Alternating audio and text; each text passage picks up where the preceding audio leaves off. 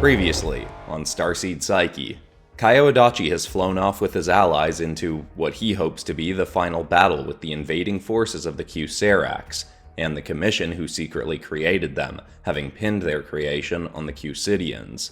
Kyo flew on Feastriel's ship, along with Faye, her brother Corleon, Kyo's best friend Chip and Salikali, fellow Suberaith soldier Jin Quinn, their Repsoro allies Dr. Anastasia Shatia and Tarbus, and their captive, Commission member Crispin Parsons. Together with new suits built for them by Kyo's girlfriend, revered Suberaith soldier and inventor Toshiko Yamada, they have crashed into one of 4 large spaceships that are the final line of defense of the Kyuserax forces. Faye's vehicle is now badly damaged, and the group is surrounded by Kyuserax. They've also heard the voice of a Chinese woman calling them into battle from outside their crashed vessel. Meanwhile, Toshiko Yamada and Captain Hekima Aka are off on their own important part of this mission. Let's find out what exactly that entails, and see how Kyo and his friends handle the battle at hand in the next chapter of Starseed Psyche. I honestly wasn't expecting us to get a chance to fight any of the Commission members. Chip had said he was secretly hoping they'd all team up in some Voltron-style Kyuserax mecha, which sure would have been pretty sweet to fight, but I didn't actually think we'd find them on the battlefield. I thought they'd be more like cowardly kings hanging back in a hole somewhere while their soldiers do all the work. I guess I at least respect that Chinese military president, Moon Shu, was willing to take part in the final stand of the Kyuserax. I was excited about the upgraded Suberaith suits Toshiko had made us, but man, did I feel underdressed compared to Moon's armor. She was sitting in the chest of a lean, 12-foot-tall humanoid Triceratops. I could only see her head and part of her torso behind a semi-transparent barrier, as the rest of her was encased in the mech, but that at least revealed the Kyuserax crown on her head. She was surrounded by dozens and dozens of Kyuserax of varying varieties, all of which I assumed were taking orders directly from her crown. I leapt out of Faye's vessel into the wide-open hangar of the bomber ship. Chip, Faye, Tarbus, Shatia, and Quinn soon followed. I'd been ready to immediately start blocking fire, but none came, so we just stood our ground as confidently as we could, facing down far more forces than I expected there to be in just one ship. It was worse knowing that this was only a quarter of the Kyuserax left. If Toshiko and Hekima didn't bring in backup fast, we could be in big trouble. President Moon slowly raised her suit's arms. As they reached her 2 longest horns, they popped out of her mech's head and landed in her hands. She lowered them, still slowly, holding them to her side like lance blades, clearly ready to use for battle. Her voice echoed across the hangar, saying something in Chinese again. Before I even had to ask, Corleon leaned out of Faye's ship's broken front window. She said, "With the rapidity of the wind and the compactness of the forest, we shall slay you tactless dogs." Chip chuckled. "Wow, we got anyone on our side that gives as good quote as this gal?" Quinn shook her head. "I don't think so, but soon their side won't either." Quinn sprang off to the side and immediately started drawing fire. Speedy Kyuserax briskers started sprinting after her. Chip and Faye went off in the opposite direction, and more started going for them. They even drew the aim of a bombarder. We all noticed quickly that it only actually fired at them when they were on the floor of the ship. When they sprang up and ran along the walls, it would only aim them down, waiting for them to get closer to the ground. The walls were likely too thin to take a blast from it. The ship wasn't immune to its own force's weapons. Tarbus snarled. "Alright, Chikavor, if you insist, I'll handle the big one." He started charging towards the bombarder, blocking fire with his Tekagami claw and literally tackling through drones in his path. He stayed on the ground as if goading the bombarder. It fired at him and he leapt right into the blast. He probably thought that'd go better. He was knocked backwards, but dug his claw into the ground quickly to stop his spiraling. Meanwhile, Dr. Shatia, with a jetpack of her own making and a long sniper-like weapon, flew up over him and fired right into the barrel of the bombarder. The cannon on its back started to spark, and small explosions burst from inside. "Tarbus, please refrain from allowing your arrogance to get you killed." He ran at the bombarder, grabbed its nose with his claw, and thrust it down hard enough to slam its face through the floor. "Why, Doc? Would you miss me too much?" She sniped more drones coming in towards Tarbus. "Perhaps, or maybe I simply don't know where I'd find a test subject willing to be experimented on to the extent you are." While they were handling the first bombarder, Faye and Chip were taking on a whole wave of drones. Faye kept her blades close and used them as shields. clearly having realized that aim at a distance wasn't her strong suit. Thankfully, Chip's aim was great, so while she kept him guarded from fire, he was able to carve up anything that got too close to either of them. One of the Buster Sword-wielding Kyuserax butchers charged up to Chip while he was distracted taking the legs out from under a brisker, but Faye used her telekinesis to hurl Chip up over its head. She then summoned her floaty pink Hikoasphere Kyusidians can make to light their paths, and hurled it into the butcher's face. It did little more than distract it, but that's all it needed to do. Faye then pulled Chip back down on top of the butcher. He pounded his gauntlet fist into its head, smashing it into the ground. It swung its sword up at him from the ground, but he took advantage of his Repsoro form and caught the arm with his tail, then slashed the butcher across the wrist, carving its hand off. It swung its other hand up, but Faye caught it with her telekinesis, as Chip slashed the butcher across the neck till its head rolled off. Meanwhile, I ran right for Moon. Some fire came my way, but surprisingly not much at first. She seemed to be holding her forces off so that I could get close. I think she wanted a fight, although she didn't make my approach effortless. Another bombarder I had made sure to keep an eye on turned as quickly as it could and fired at me. I could have easily dodged it by a wide leap, but decided to just dip back ever so slightly and... I don't know how to explain it exactly, but essentially wrap the blast in my telekinetic field, just to get a sense of if I could move it. I shoved it slightly forward, enough to not be noticeable by Moon, but from doing that, got a pretty good read on what kind of fire I could redirect. At the same time that happened, I noticed that Quinn was coming in around the back of our military leader pal here. I had been pretty confident she'd get jealous if I went after the final boss myself. I was actually fine being a distraction for her. I yelled to Moon, "Any chance you'll just see the error of your ways, stop murdering people in a ridiculous attempt to help humanity, and just hand over that crown so we can end all this?" She said something pretty epic sounding in Chinese, but Corleone was too far back to translate. I'm guessing that was a no, which I can't pretend to be disappointed by, but hey, the Kyusidian in me had to ask before I carve up that pretty suit of yours. I crouched as if I was about to leap at her, as Quinn sprang right for the back of her neck.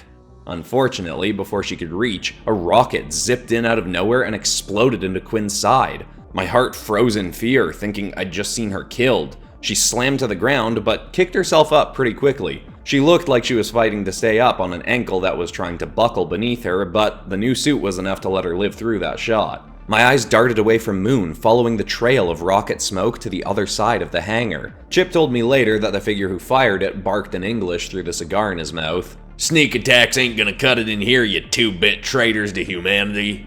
Like Moon, I only learned this guy's name later. American Secretary of Defense, former Marine, Knox the Bomber Briggs. He had a Kyuserax mech of his own, but his didn't resemble any specific creature. It was more like a two-legged tank with a whole arsenal of rockets, guns, and explosives sticking out the sides of the main control bay. He had a Kyuserax crown too. I had hoped taking down Moon would mean getting control of the whole ship we were on, but another commission member with a crown on board made that a lot less likely. Before I could consider any callouts for the team regarding our new foe, a Triceratops lance stabbed right towards my head. I ducked back out of the way, but then the other horn Moon carried was swung sideways into my stomach and I was hurled backwards. As soon as I was airborne, the bombarder took aim and shot at me again when I was close to the ground. Thankfully, Quinn darted past me, grabbed my hand, and pulled me off course. The bombarder's shot soared across the hangar and exploded into a cluster of Kyuserax behind us. Quinn and I skidded to a stop. "Thanks, Quinn. I owe you one." "If we were keeping track, I'm sure you'd owe me more than one, Itachi," she joked before charging towards our tanky American opponent.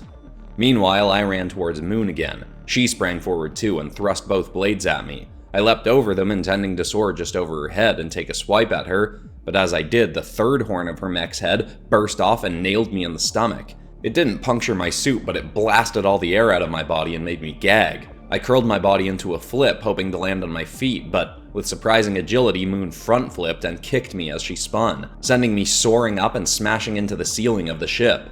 I was instantly disoriented, but shook it off as I felt my body starting to fall. I was headed right back down towards my opponent with little control of my direction. I hurled one of my Suberaith blades down towards her, but it basically just bounced off the crest of her armor's head, leaving little more than a scratch. All the while, more fire was coming towards me. I could also see Chip and Faye getting overwhelmed, and Quinn struggling to avoid a dozen rockets chasing her through the ship from Nox's mech. Tarbus was tearing through foes pretty effectively, but was taking more fire than he should, as Shotzi was having to fly lower and lower to avoid being blasted out of the sky herself, making her less able to cover him. We really needed that backup. We needed Yamada.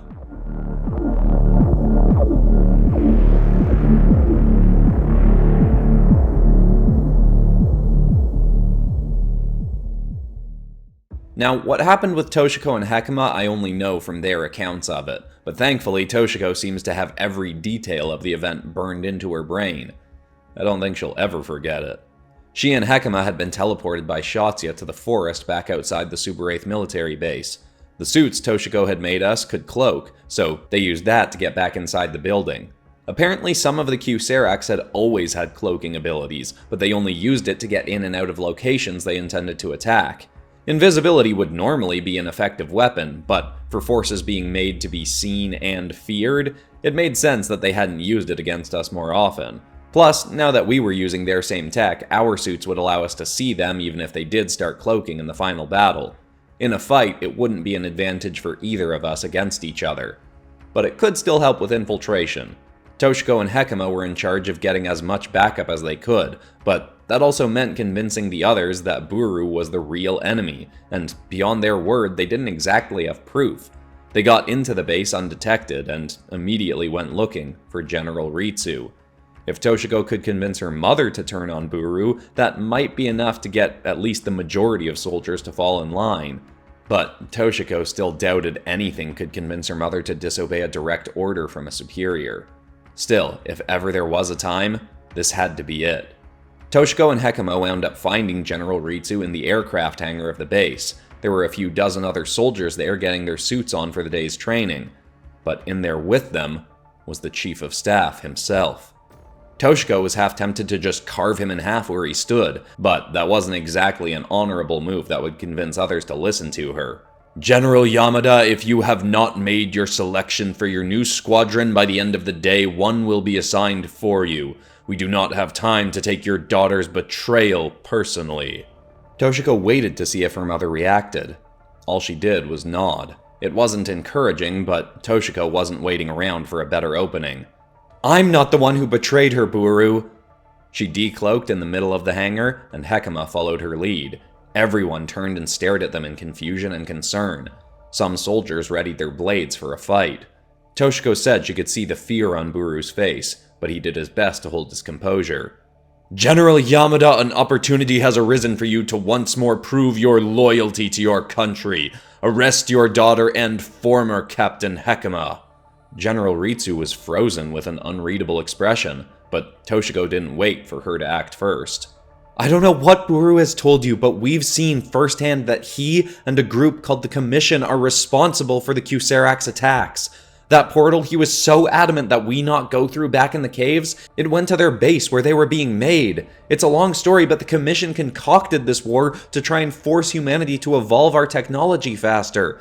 The Kyusidians were never to blame. We were all tricked by him and by the— General Yamada, act now or the order will change to immediate execution of your insubordinate flesh and blood, Buru interrupted. Never have I been more ashamed of a decision than allowing you to make her a member of our ranks, but you can assuage a fraction of that shame by acting now. Toshiko had been talking to everyone, but now she stared straight at her stone-faced mother. General... Mom, please trust me. I don't have proof past my own words, but I swear on Dad's grave, Buru does not deserve your trust.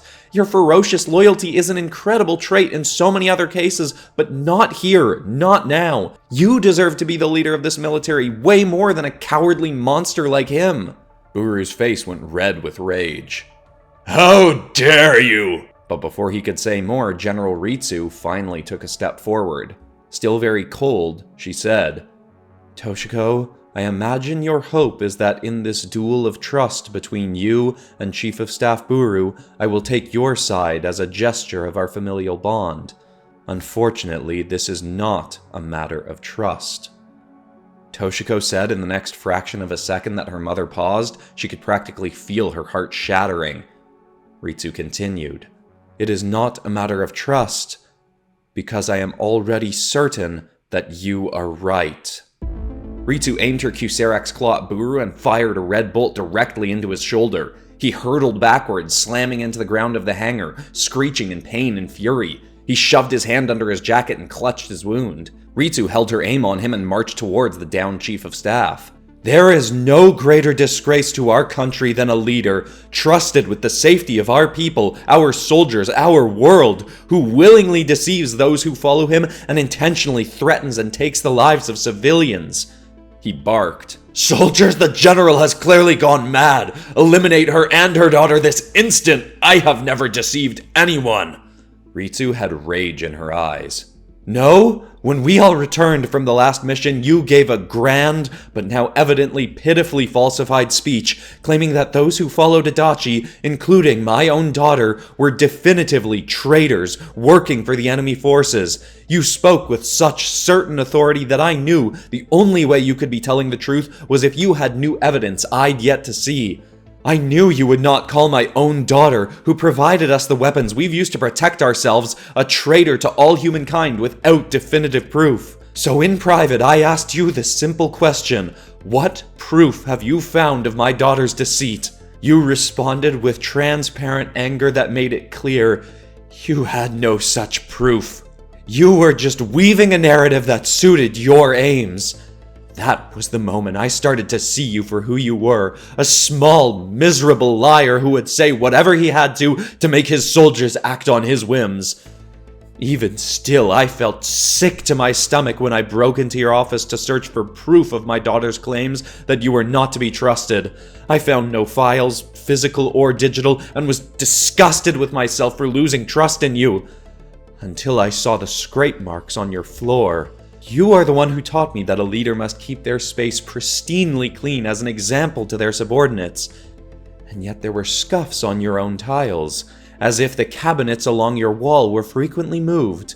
I pulled them out, raised the loose tiles lining the wall, and I may not have used what I found there yet, but why don't we all go to your office now and activate the portal I found there, The exact same sort you called Adachi and my daughter traitors for stepping through. If we open it now, where exactly will it lead us? What evidence of your deceit will we find there?" Finally, for the first time, Buru was speechless. His lack of response was all the evidence the soldiers in that room needed. Ritsu raised her gaze from him. "Toshiko Yamada and Hakama Aka are now site-wide captains. Gather every soldier for a meeting immediately to discuss our next move. We act on their information and orders." Toshiko's heart swelled, and Hakama claims he saw her Suberaith blades grow in that moment. But it was only a brief moment of joy.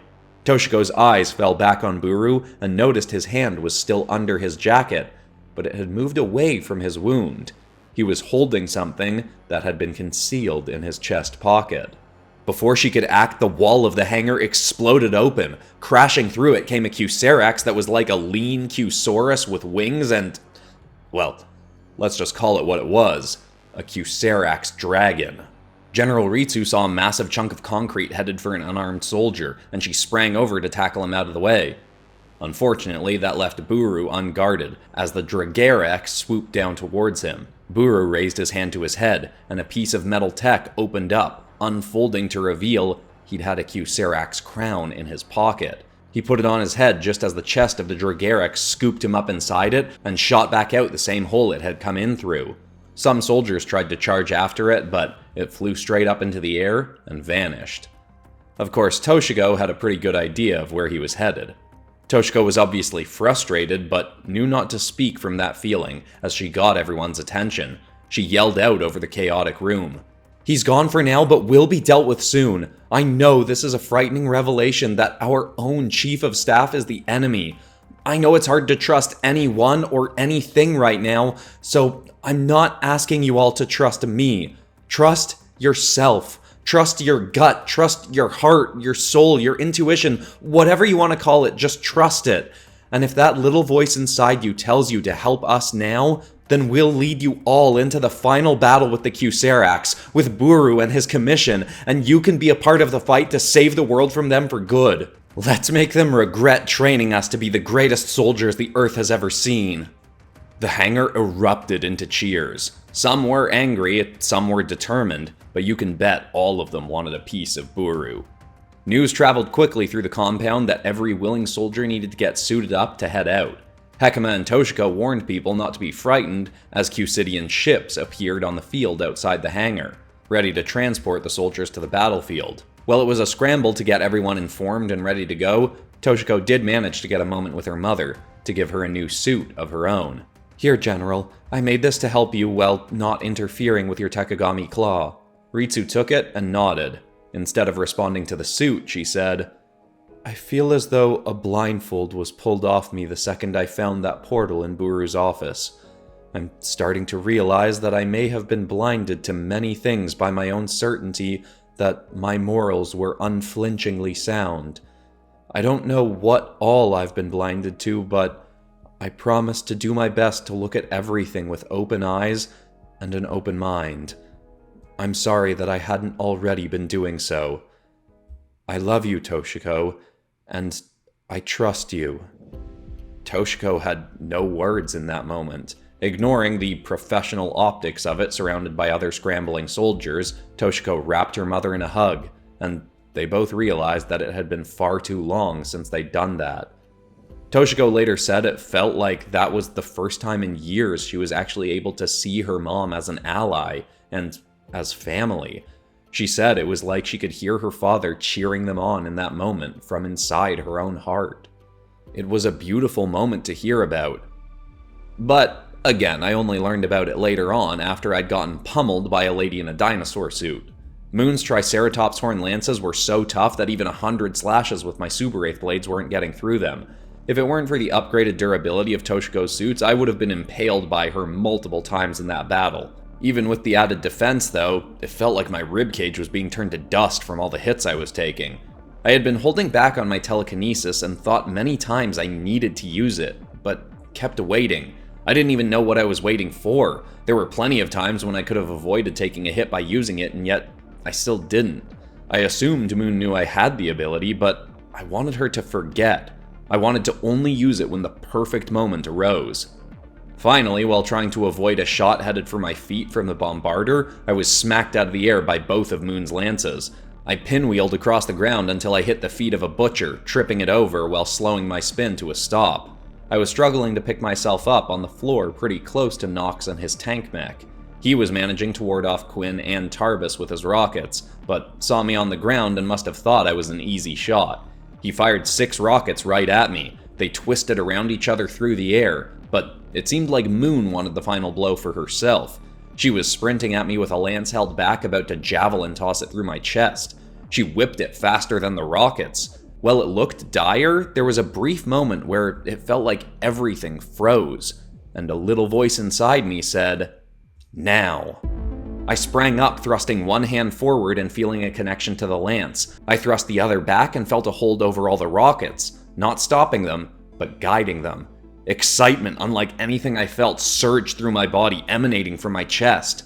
With a dancer's grace, I spun my front arm back and redirected the lance right for Nox, sending both my Suberaith blades right behind it. Nox turned, seeing it coming but unable to stop it, as the lance pierced right through the joint holding his left set of rockets and weapons. My blades carved through the damaged joint next and sliced it the rest of the way off, making the tech fall off his machine.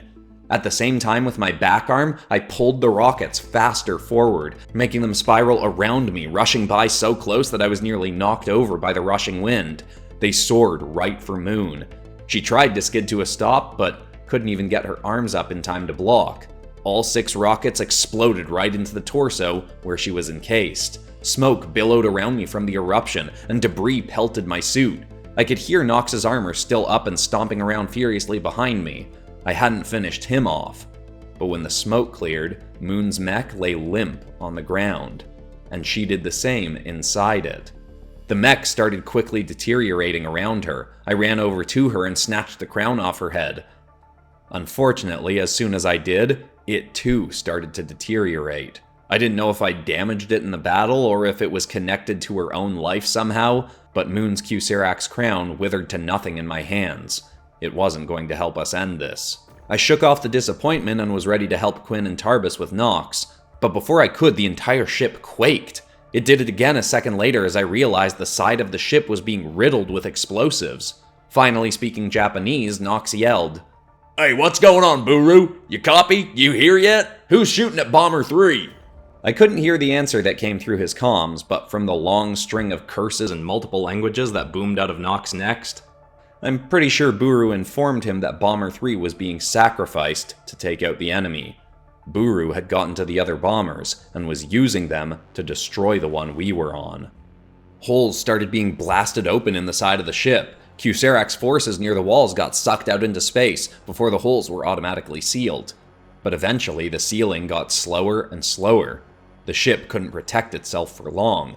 We were either going to get blown up or sucked out into space. Our suits would let us survive in space for a while, but Corleone wasn't wearing one. Crispin wasn't either, and not that I cared about saving him for his own sake, but he was still useful as evidence of the Commission's actions.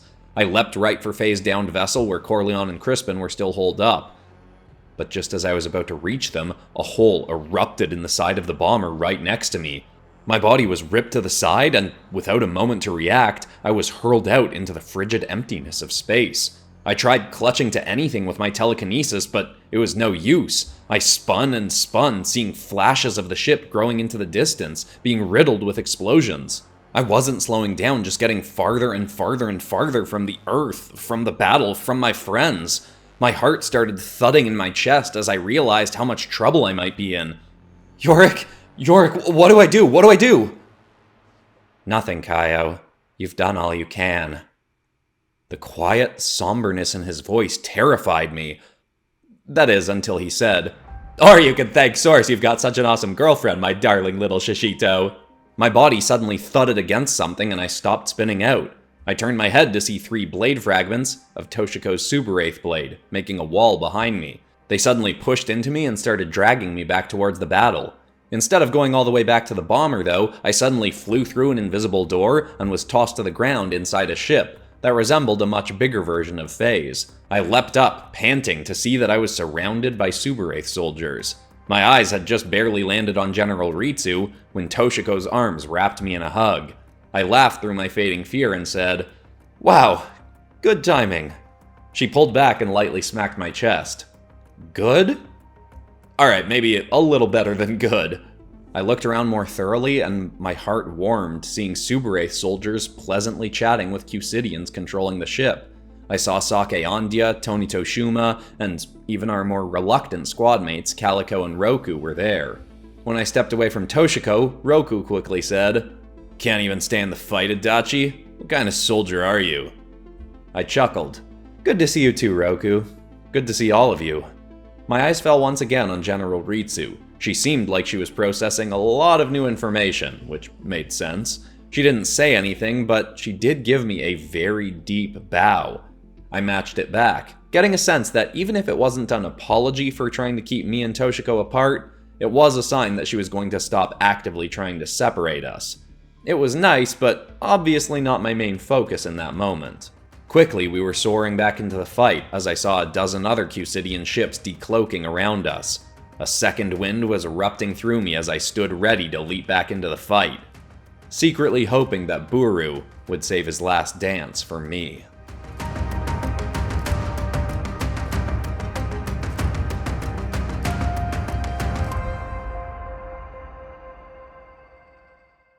And so we're down to 2 episodes remaining in Starseed Psyche, and the next one is going to be even more action-packed than this one. If you enjoy my storytelling and art, friendly reminder that you could check out the PopCross Studios online bookstores, both Amazon and Blurb, where you can get coloring books, art books, novels, and I've got some other cool projects coming up in the works. Both online bookstores are linked in the description. But besides that, that's all for today, except of course we're ending this video on some kind of positive or inspiring note, and the thought I want to leave people with today is actually something that happened to me the other week, where I went back to an old journal entry of mine from a much less happy time in my life, and I found I had written out a list of things that regularly frustrated me about my life. And what was fun looking back on that now is that I realized I have slowly corrected all of those things over the course of the last 5 years. So one layer of this is to say that I think it's a good idea that if you're in a place in your life where you're not very happy, it can be a good idea to write out a list like that of things that are regularly bothering you, but also knowing that you have the ability to correct all of those things. Not necessarily changing how they are in your external environment because you don't have control over everything outside you, but some of the things you can just change how you internally respond to them and how you relate to those things. And as an additional layer, it's a good thing to remember that I kind of slowly corrected those things over the course of 5 years. One of them I'd only corrected recently. But the very act of being determined and consistent and deciding that you are going to improve how you experience your life, picking one of the things from that list, and being determined to correct that before you move on to another one, the very act of doing that and starting to see some progress as you keep moving forward, that itself is going to make your life feel better even before you've corrected anything on that list. So I don't know if there's one specific takeaway from this, but hopefully